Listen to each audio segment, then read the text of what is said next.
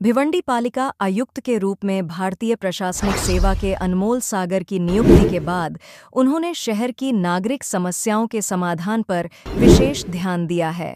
वे खुद एक्शन मोड में आ गए हैं, जिससे पालिका के अधिकारी और कर्मचारी भी सक्रिय हो गए हैं।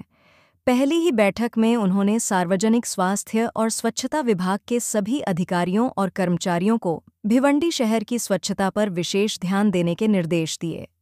इसके बाद स्वच्छता विभाग प्रमुख गणेश भंडारी के नेतृत्व में सभी 5 प्रभाग समितियों में विशेष दवा छिड़काव किया जा रहा है।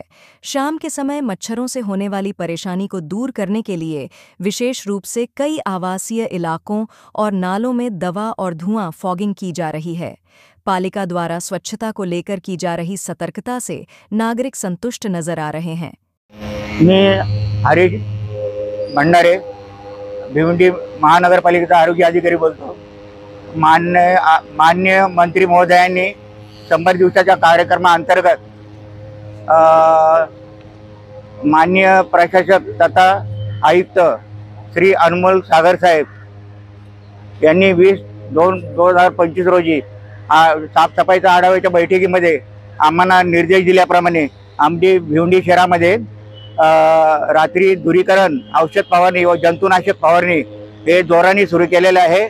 आणि आमच्या अतिरिक्त आयुक्त श्री देवीदास पवार साहेब, उपायुक्त आरोग्य शैलेश दोंदे साहेब, सहाय्यक आयुक्त आरोग्य नितीन पाटील साहेब यांच्या मार्गदर्शनाखाली आम्ही रात्रपाळीमध्ये औषध धुरीकरणाच्या मोहीम राबवत आहोत आणि यांनी सातत्याने संपूर्ण भिवंडी शहरात ही मोहीम राबवत आहोत।